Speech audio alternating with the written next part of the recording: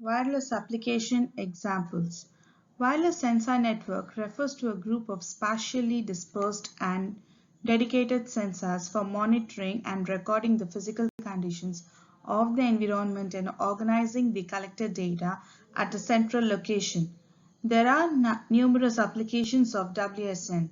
Some applications are military or border surveillance application, environmental applications that include air polluting monitoring, forest fire detection, landslide detection, water quality monitoring, natural disaster prevention, healthcare application, home intelligence, industrial process control, agriculture, structural monitoring.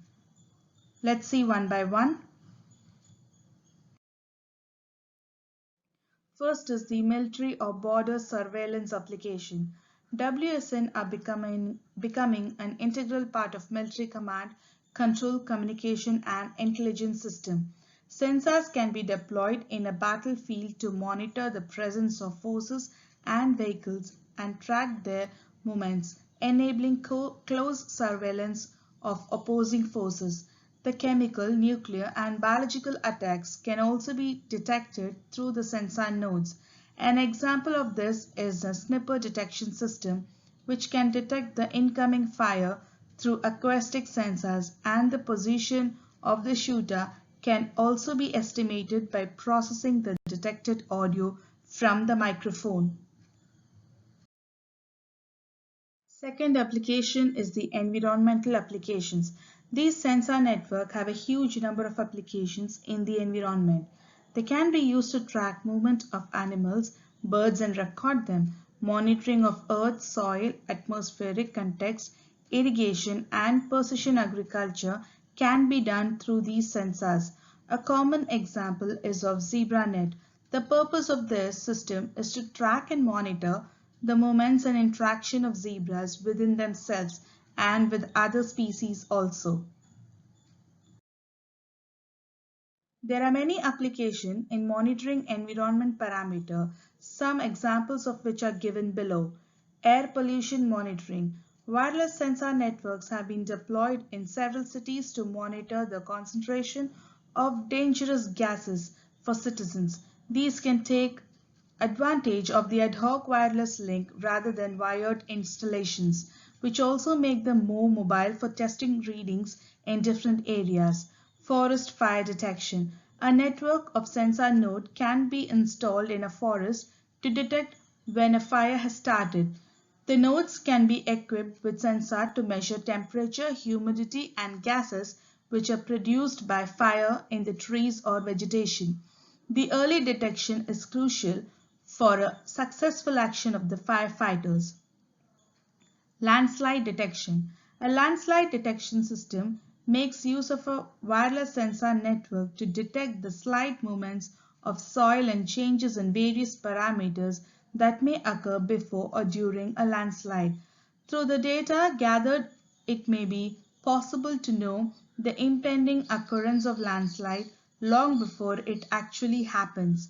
Water quality monitoring. Water quality monitoring involves analyzing water properties in dam, river, lakes and ocean as well as underground water reserves.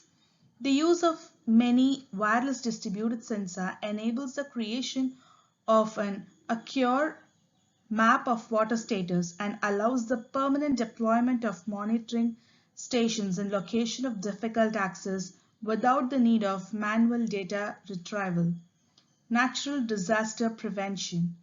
Wireless sensor networks can be effective in preventing adverse consequences of natural disasters like floods. Wireless nodes have been deployed successfully in rivers where changes in water levels must be monitored in real time. The third application is the healthcare application. Wireless sensor networks can be used to monitor and track elders and patients for healthcare purposes, which can significantly relieve the severe shortage of healthcare personnel and reduce the healthcare expenditures in the current healthcare system. For example, sensors can be deployed in a patient's home to monitor the behavior of the patient. It can alert doctors when the patient falls and requires immediate medical attention. For example of this is artificial retina, which helps the patient in detecting the presence of light and the movement of objects. Fourth is the home intelligence. Wireless sensor networks can be used to provide more convenient and intelligent living environments for human beings.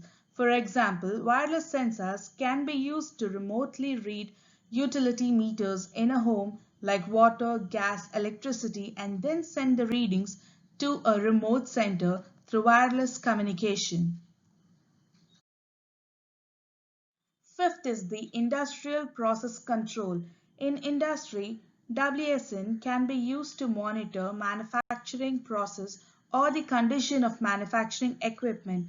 For instance, chemical plants or oil refiners can use sensors to monitor the condition of their miles of pipeline. These sensors are used to alert in case of any failure occurs. Sixth is the agriculture. Sensors used in smart farming are known as agriculture sensor. These sensors provide data which assist farmers to monitor and optimize crops by adapting to changes in the environmental conditions. These sensors are installed on weather stations, drones, and robots used in agriculture industry. Here seen are some more images of application in agriculture.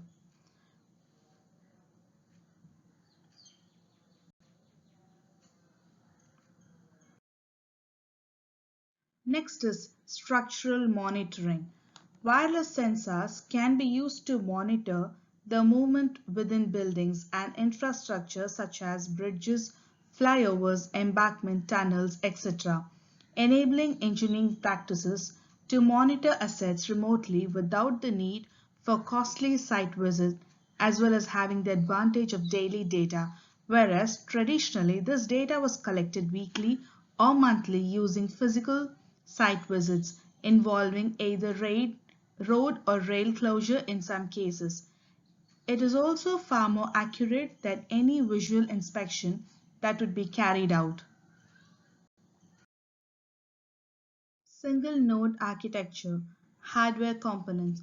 Choosing the hardware components for the wireless sensor node, obviously the application has to consider size, cost, and energy consumption of the nodes. A basic sensor node comprises five main components such as seen in the figure: controller, memory, sensors and actuators, communication devices, power supply unit. Controller. A controller to process all relevant data capable of executing arbitrary code. The controller is the core of the wireless sensor node. It collects data from the sensor, processes this data, decides when and where to send it, receives data from other sensor nodes, and decides on the actuator's behavior. It has to execute various programs ranging from time critical signal processing and communication protocols to application programs. It is the central processing unit of the node. For general purpose processors application microcontrollers are used. These are highly overpowered, but their energy consumption is excessive. These are used in embedded systems. Some of the key characteristics of microcontroller are particularly suited to embedded systems are their flexibility in connecting with other devices like sensor, and they are also convenient in that they often have memory built in. A specialized case of programmable processor are digital signal processor. They are specifically geared with respect to their architecture and their instruction set for application large amounts of vectorial data, as it is typically the case in signal processing application. In a wireless sensor node, such as DSP, could be used to process data coming from a simple analog wireless communication device to extract the digital data stream. In broadband wireless communication, DSP are an appropriate and successfully used platform. An FPGA can be reprogrammed in the field to adapt to a changing set of requirements. However, this can take time and energy. It is not practical to reprogram an FPGA at the same frequency as the microcontroller could change between different programs. An ASIC is a specialized processor custom designed for a given application such as, for example, high-speed router and switches. These typical trade-off here is loss of flexibility in return for a considerably better energy efficiency and performance. On the other hand, where a microcontroller requires software development, ASIC provides the same functionality in hardware, resulting in potentially more costly hardware development. Example, Intel Strong ARM, Texas Instrument MSP 430 and Atmel 80 Mega. Memory. Some memory to store programs and intermediate data. Usually different types of memory are used for programs and data. In WSN, there is a need for RAM, random access memory, to store intermediate sensor readings, packets from other nodes and so on. While RAM is faster, its main disadvantage is that it loses its content if power supply is interrupted. Program code can be stored in ROM, read-only memory, or more typically in electrically erasable programmable read-only memory EEPROM or flash memory. Flash memory can also serve an intermediate storage of data in case of RAM is insufficient or when the power supply of RAM should be shut down for some time. Then comes sensors and actuators. The actual interface to the physical world, devices that can observe or control physical parameter of the environment. Sensors. Sensors can be roughly categorized into three categories. Passive omnidirection sensor. These sensors can measure a physical quantity at the point of sensor's node without actually manipulating the environment by active probing. In this sense, they are passive. Moreover, some of these sensors actually are self-powered in the sense that they obtain the energy they need from the environment. Energy is only needed to amplify their analog signal. Passive narrow beam sensors. These sensors are passive as well, but behave a well-defined notion of direction of measurement. Active sensors. This last group of sensors actively probes the environment. For example, a sonar or radar sensors or some types of seismic sensors which generate shock waves by small explosions. These are quite specific. Triggering an explosion is certainly not a lightly undertaken action and require quite special attention. Actuators. Actuators are just above a diverse as sensors, yet for the purpose of designing a WSN that converts electrical signals into physical phenomenon. Communication devices. Turning nodes into network requires a device for sending and receiving information over a wireless channel. Choice of transmission medium. The communication device is used to exchange data between individual nodes. In some cases, wired communication can actually be the method of choice and is frequently applied in many sensor networks. The case of wireless communication is considerably more interesting because it includes radio frequency. Radio frequency based communication is by far the most relevant one as it best fits the requirement of most wireless sensor network applications. Transceiver.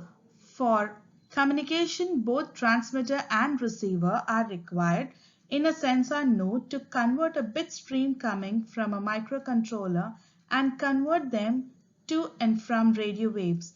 For two tasks and a combined device called transceiver is used. Transceiver structure has two parts as radio frequency front end and the baseband part. The radio frequency front end performs analog signal processing in the actual radio frequency band. The baseband processor performs all signal processing in the digital domain and communicates with the sensor node's processor or other digital circuitry. Here shown is the RF front-end model. The power amplifier. It accepts converted signals from the IF or baseband part and amplifies them for transmission over the antenna. The low noise amplifier LNA. It amplifies incoming signals up to level suitable for further processing without significantly reducing the SNR signal noise ratio. The range of powers of the incoming signals varies from very weak signals from nodes closely to the reception boundary to strong signals from nearby nodes. This range can be to 100 dB. Transceiver task and characteristic. Service to upper layer. A receiver has to offer certain services to the upper layers, most notably to the medium access control layer. Sometimes this service is packet oriented, sometimes a transceiver only provides a byte interface or even only a bit interface to the microcontroller. Power consumption and energy efficiency. The simplest interpretation of energy efficiency is the energy required to transmit and receive a single bit. Carrier frequency and multiple channel. Transceivers are available for different carrier frequency. Evidently, it must match applications requirements and regularity restrictions. State change times and energy. A transceiver can operate these fundamental modes, sending and receiving, use different channels, or be in different power safe states. Data rates, carrier frequency and used bandwidth together with modulation and coding determining the gross data rate. Modulation. The transceivers typically support one or several of on-off keying, ASK amplitude shift keying, FSK frequency shift keying, or similar modulation. Coding. Some transceivers allow various coding schemes to be selected. Transmission power control. Some transceivers can directly provide control over the transmission power to be used. Some require some external circuitry for that purpose. Usually, only a discrete number of power levels are available from which the actual transmission power can be chosen. Maximum output power is usually determined by regulations. Noise figure. The noise figure NF of an element is defined as the ratio of signal to noise ratio or SNRI at the input of the element to the SNR ratio SNRO at the element's output. So noise figure NF is equal to SNRI, that is input of the element to SNR to divided by output at the element of SNR.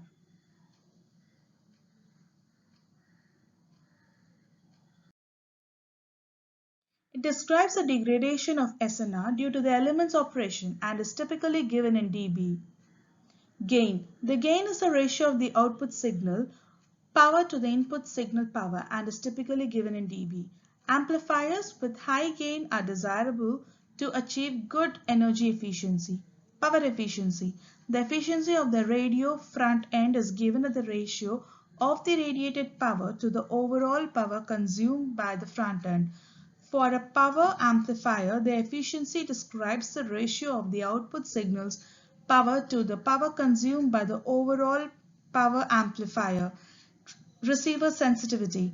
The receiver sensitivity specifies the minimum signal power at the receiver needed to achieve a prescribed bit packet error rate. Range. The range of a transmit is clear. The range is considered in absence of interference. It evidently depends on maximum transmission power on the antenna characteristics. Blocking performance.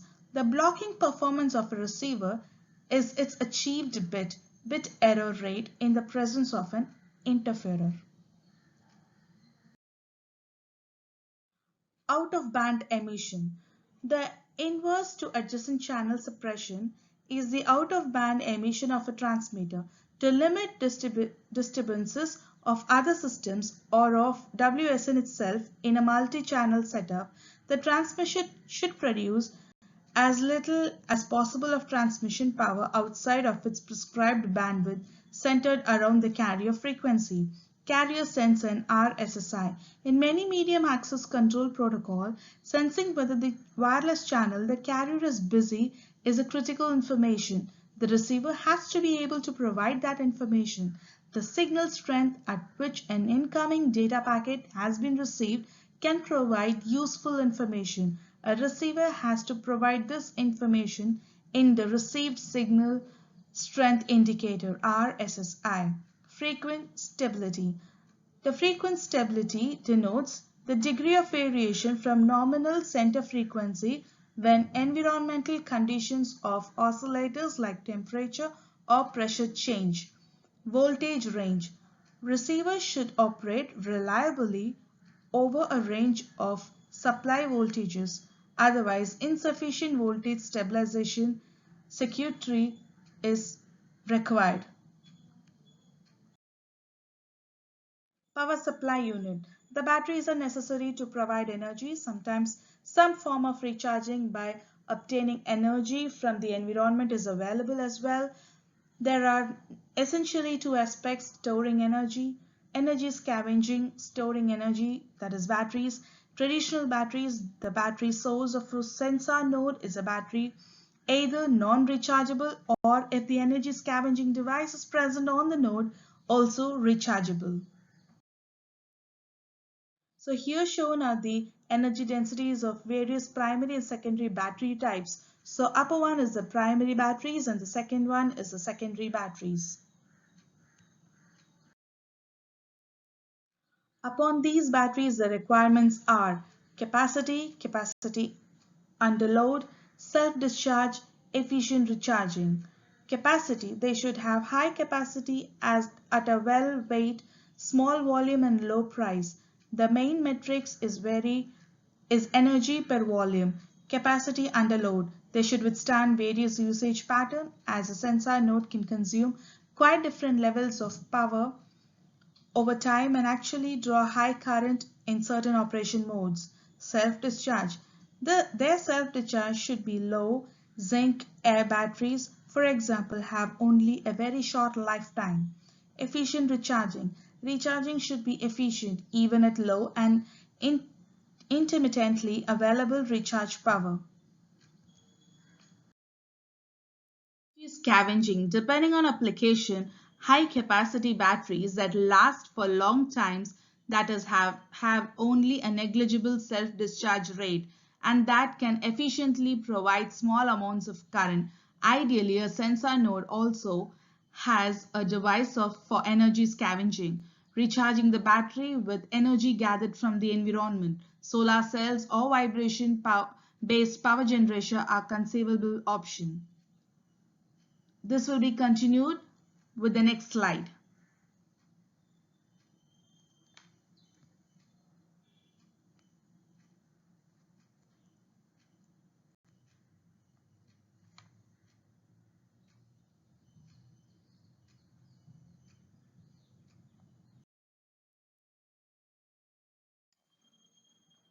Energy